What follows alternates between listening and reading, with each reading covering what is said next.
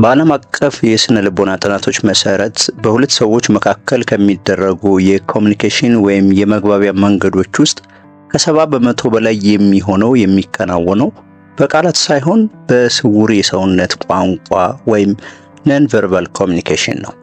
አብዛኞቹ ወንዶች በፍቅር ግንኙነት ውስጥ የሴቶችን ስሜታዊ ፍላጎት ለመረዳት ሲሞክሩ የሚሳሳቱበት ትልቁ ነገር ንክኪ ሲባል ቀጥታ አካላዊ ወሰንን ማለፍ ብቻ እንደሆነ አድርገው ማሰባቸው ነው።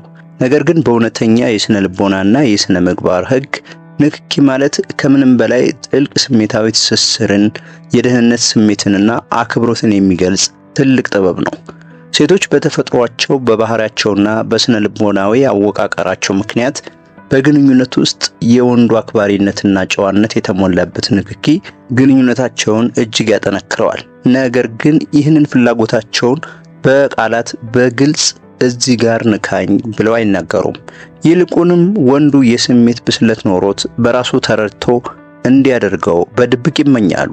ዛሬ በዚህ ቪዲዮ ሴቶች በግንኙነት ውስጥ በድብቅ የሚመኟቸውን ነገር ግን በግልጽ የማይናገሩትን 3 ስውርና አክብሮት የተሞሉ የንክኪ አይነቶች በስነ ልቦናና በተለያዩ ጥናቶች እይታ በጥልቀት እናያቸዋለን።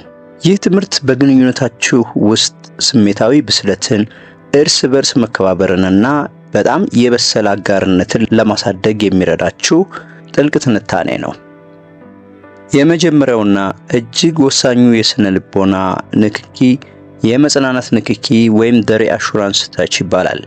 ይህ ንክኪ የሚከናወነው በትከሻ፣ በክንድ ወይም ደግሞ ከጀርባዋ የላይኛው ክፍል ላይ በእርጋታ እጅን በማሳረፍ ነው።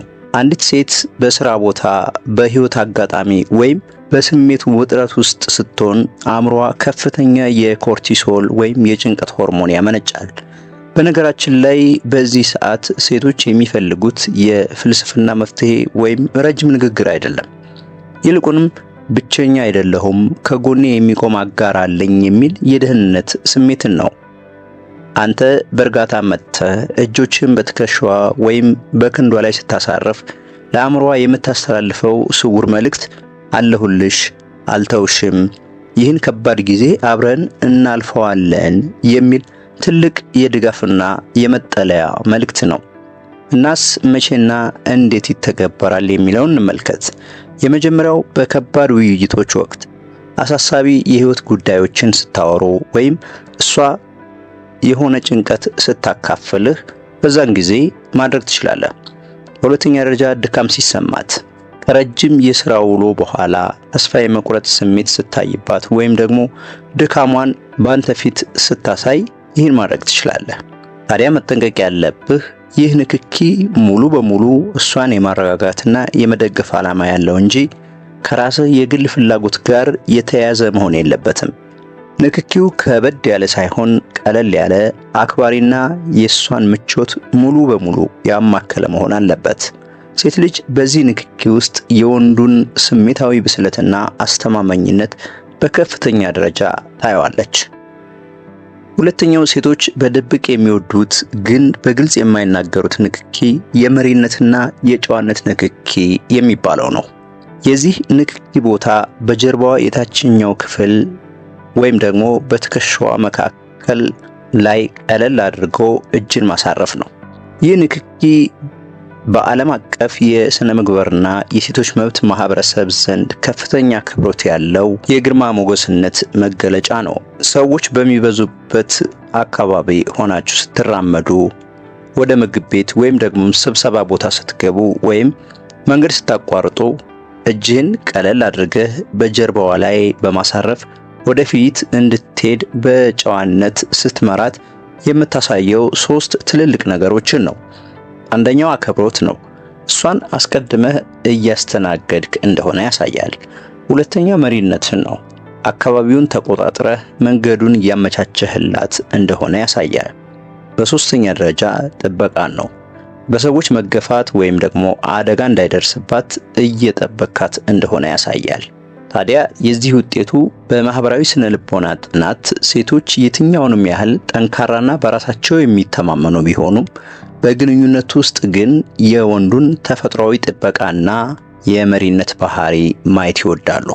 ይህ ንክኪ ምንም አይነት ቃል ሳታወጣ ከኔ ጋር ስትሆኚ ሙሉ በሙሉ የተጠበቅሽ ነሽ የሚል ስውር መልእክት ይሰጣታል። ይህንን የሚያደርግ ወንድ በሴቶች ዘንድ እጅግ ከፍተኛ ዋጋ ያለው የበሰለና ጨዋ አጋር እንደሆነ ተደርጎ ይወሰዳል። ሶስተኛውና ግንኙነቱን በከፍተኛ ደረጃ የሚያጠነክረው ንክኪ የስሜት ትኩረት ንክኪ የሚባለው ነው። የዚህ ንክኪ ዋና ቦታ የእጅ መዳፍ፣ የእጅ አንጓ ወይም ደግሞ የጣት ጫፎች ናቸው። በሰው ልጅ የአካል ሕዋሳት ጥናት መሰረት የእጃችን መዳፍና የጣቶቻችን ጫፍ እጅግ በርካታ የነርቭ ጫፎች ያሉበት ቦታ ነው። ተቀምጣችሁ በግልጽ በሚያምር ሁኔታ ስታወሩ እጇን ቀለል አድርገህ መያዝና ወይም መዳፏ ላይ እጅህን ማሳረፍ በሁለታችሁ አእምሮ ውስጥ ኦክሲቶሲን የተባለውን የመተማመን የቅርበትና የፍቅር ሆርሞን እንዲመነጭ ያደርጋል።